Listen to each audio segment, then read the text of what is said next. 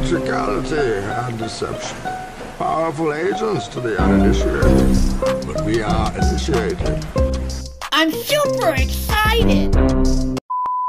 Health alert from the CDC. This after 5 confirmed cases of malaria in 2 states. ABC's Rena Roy joins us with more on this rare health advisory. Rena, good morning. Janae, good morning to you. This is the first time we've seen malaria acquired locally here in the U.S. since 2003. And now the CDC is out with this rare health advisory. In Texas, one man speaking out about his experience with the serious disease. This morning, for the first time in 20 years, the CDC sounding the alarm about locally acquired malaria cases here in the U.S.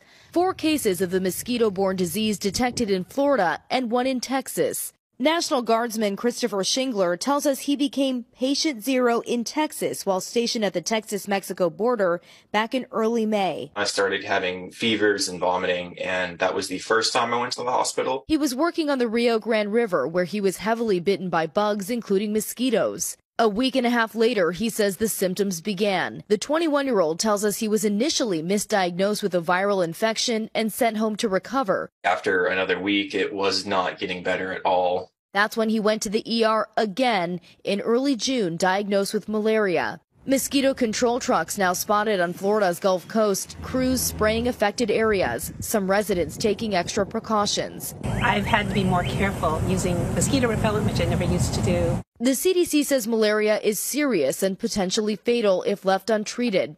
Officials calling the disease a medical emergency that should be urgently evaluated within 24 hours of symptoms, such as fever, chills, headache, body aches, and fatigue. The people who are at highest risk are infants, the elderly, people with weakened immune systems, pregnant individuals, and people who may not have access to health care.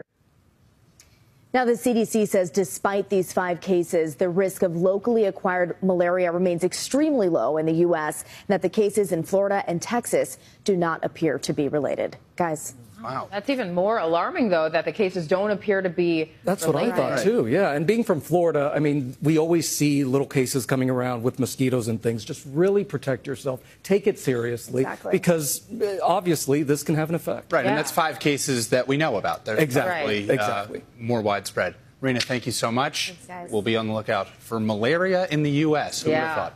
But malaria, even the million deaths a year caused by malaria, greatly understate its impact. Over 200 million people at any one time are suffering from it. Means that you can't get the economies in these areas going because it holds things back so much. Now, malaria is, of course, transmitted by mosquitoes. I brought some here so you could experience this. We'll let those roam around the auditorium a little bit. There. There's no reason only poor people should have the experience.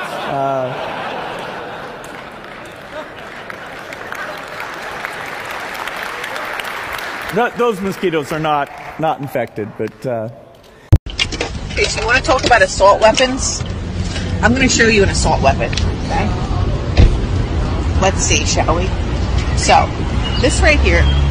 You see that? Okay. This is off the charts. Do you see this number? This is at 14, 15.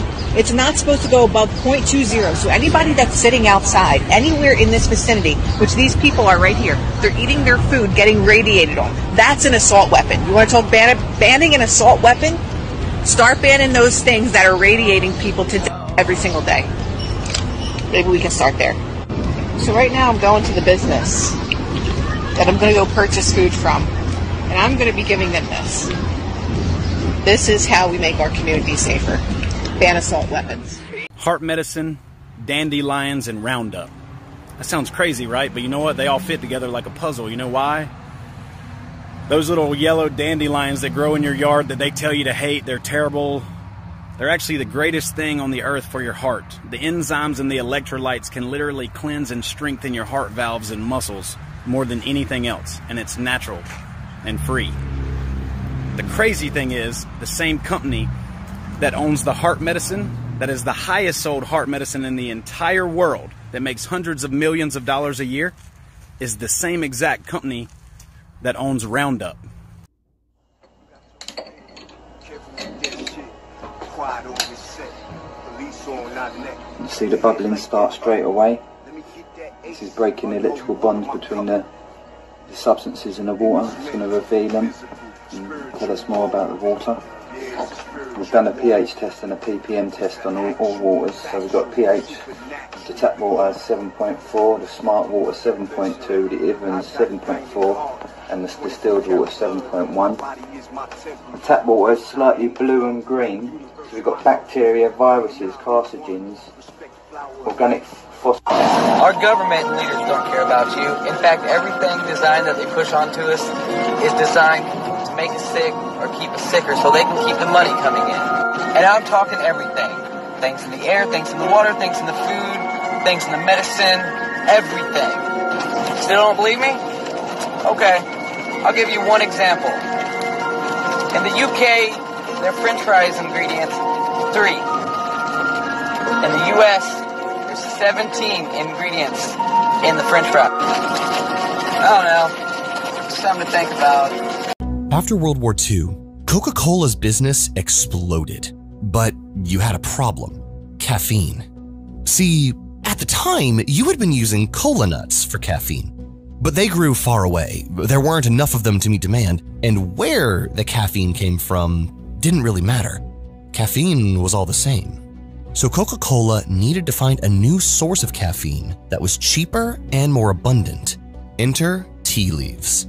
At the time, the world was going through a tea drinking craze, which meant there were a lot of damaged, broken tea leaves that Westerners didn't want to buy. So they were left rotting in warehouses. And guess what? These tea leaves contained that sweet caffeine. But even leftover tea leaves weren't enough to feed the machine that is Coca-Cola. If Coca-Cola was gonna take over the world, you were gonna need an even more stable supply of caffeine.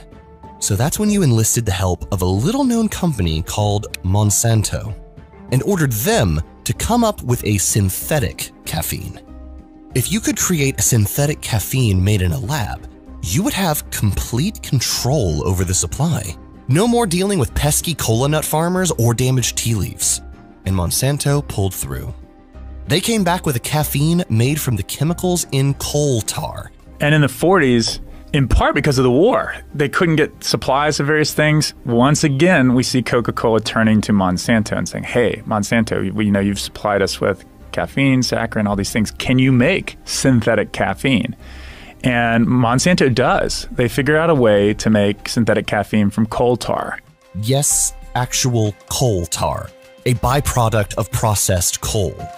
That was what we were gonna shove down the throats of the public. And it worked. No one was gonna think to ask where the caffeine in their drink came from. As long as it tasted good, no one would bat an eye.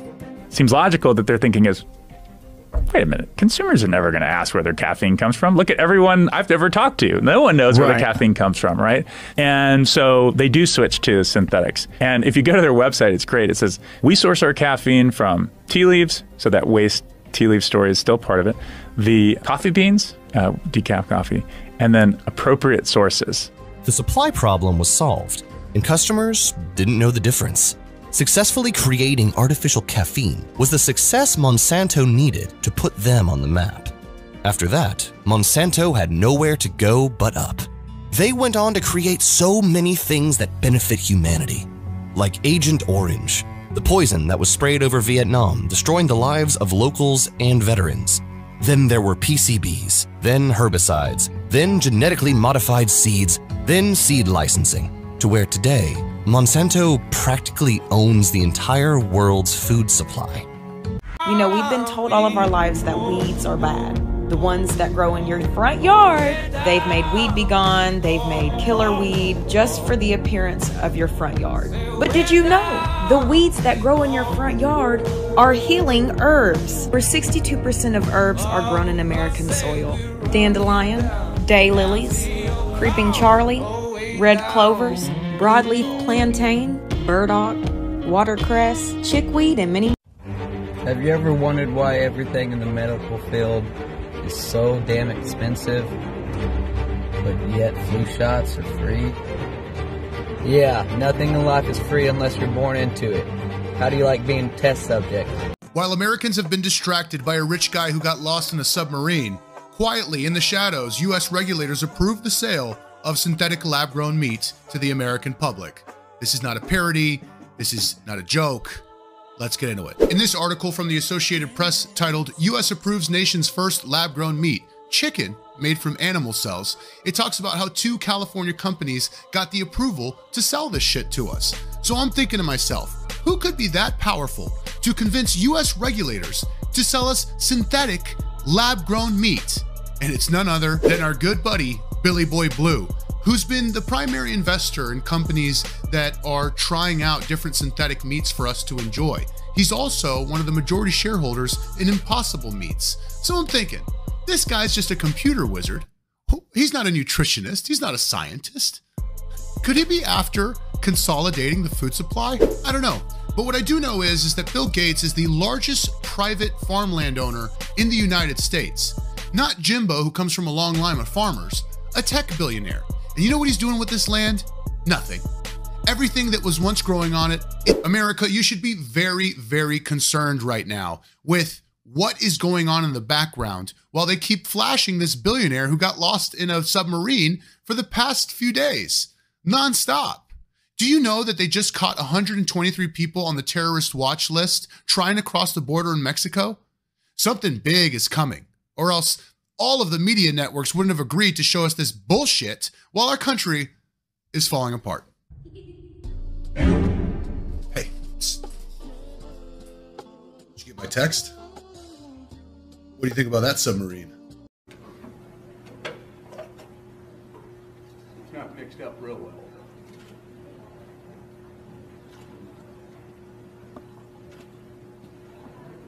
Well, there's some goodies down there. I better share with these class.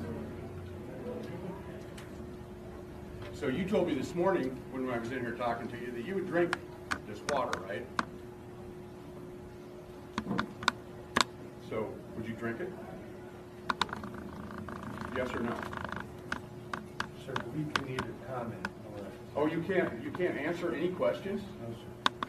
So my answer would be no. I would not drink.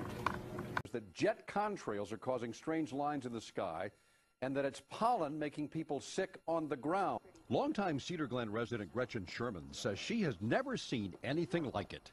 A cloud of dust, leaving a sticky yellow slime all over her car. It happened again last February, and calls began pouring into the local Alpenhorn newspaper. And they had a tremendous upsurge of children that were not going to school at that time. Pharmacist Ed Burrows says it is the most mysterious illness he's seen in 22 years on the mountain. A lot of eye infection problems, upper respiratory problems, nosebleeds. The nearby March Air Force Base say it didn't come from them. The story is not just here in Crestline in the alleged yellow cloud. People say the government is up there in airplanes spraying all kinds of chemicals to change or manipulate the weather. It is called geoengineering, fighting global warming by putting a chemical dust in the atmosphere and reflecting harmful radiation back into space. You could use barium oxide, for example, which makes big fluffy clouds. You could use tiny little bits of aluminum, which is benign in the environment, and essentially manage the climate. And what I found was unusual spiking since the early 1990s in barium, aluminum. Says health department records show a sharp increase in both chemicals in the water supply of Northern California, dating from the time the huge contrails first appeared over her home in Mendocino County. What's the significance of the barium and the aluminum? I went and got all the tests, and all these things in the same test would be up way over state and federal standards. It had to be airborne, because how could it get to such diverse regions of our county? We have jets going in every direction, X's, east, west, north, south, circles. But what is unknown today may be actual fact tomorrow, thanks to a bill soon to be voted on in the U.S. Senate, a Weather Modification Act, calling for research in, quote, attempting to change or control by artificial methods the natural development of atmospheric cloud forms. Well, you be the judge. We'll keep you posted on anything further on this story, and there will be more, that's for sure. More information on the weather modification. Probably the most disturbing is something we should all be looking at is atrazine. What is atrazine? It's in the water. It's a pesticide. But they took atrazine and they put it in a tank with 40 frogs. They put it below the exposure levels that EPA considers acceptable to humans. They were all male frogs. And 30 of those frogs, they were all male frogs, and 30 of those frogs were chemically castrated. 4 of them turned into females and produced fertile eggs. Here it is. Report toxic herbicide found in many Texans' drinking water. That's from 2018, November 20th. And we're subjecting our children to exposure to that every day. What does this do to sexual development in children? Nobody knows, because we know what it does to frogs.